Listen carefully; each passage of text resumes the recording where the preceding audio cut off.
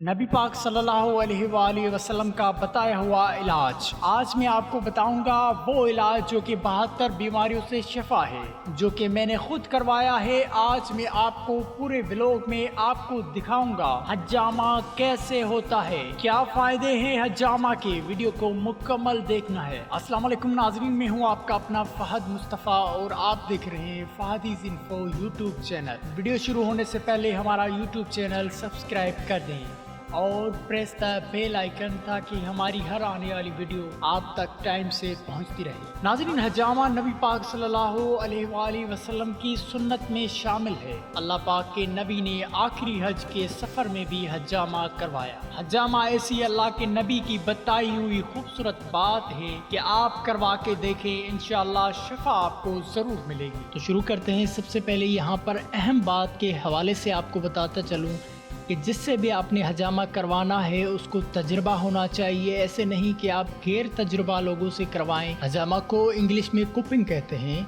और हजामा के बारे में अब डॉक्टर भी कहते हैं कि हजामा इंसान को करवाना चाहिए। आप देख सकते हैं कि ये प्लास्टिक के कप हैं जो ये मेरे पीठ पीछे लगा रहे हैं, जिसके बाद मशीन के ज़रिए इसमें हवा को खींच रहे हैं ताकि मेरी चमड़ी में खिंचाव पैदा हो। जिसके बाद क्या करेंगे वो भी मैं आपको आगे चल के बताऊंगा।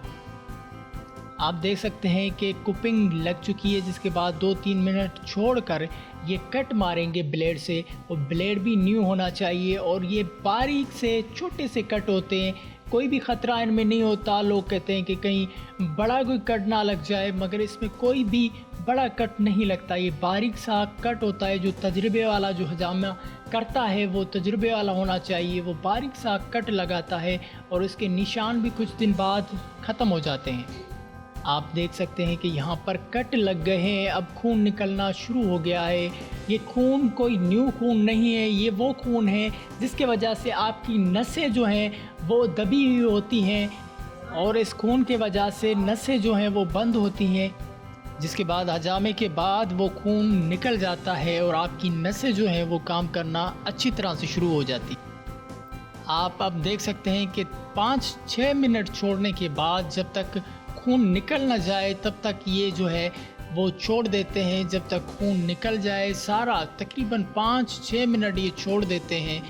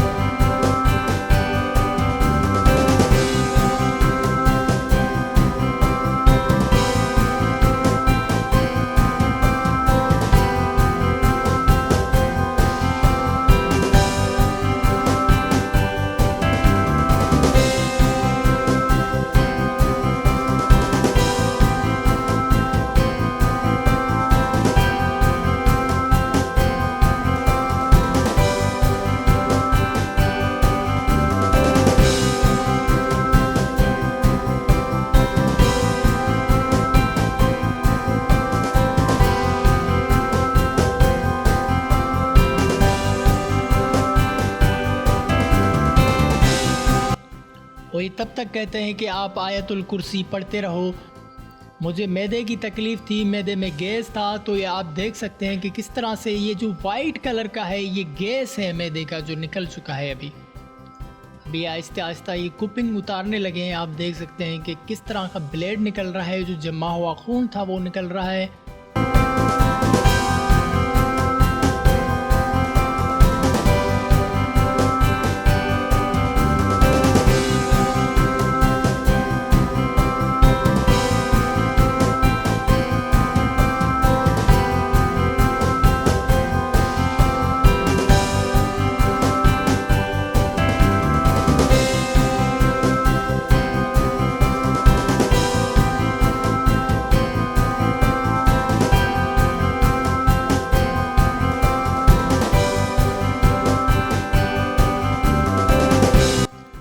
यकीनन आपको पता चल गया होगा कि किस तरह से ये हजामा होता है और 72 बीमारियां जो हैं उनसे निजात के लिए ये नबी पाक सल्लल्लाहु अलैहि वसल्लम का सुन्नत के मुताबिक बताया हुआ इलाज है।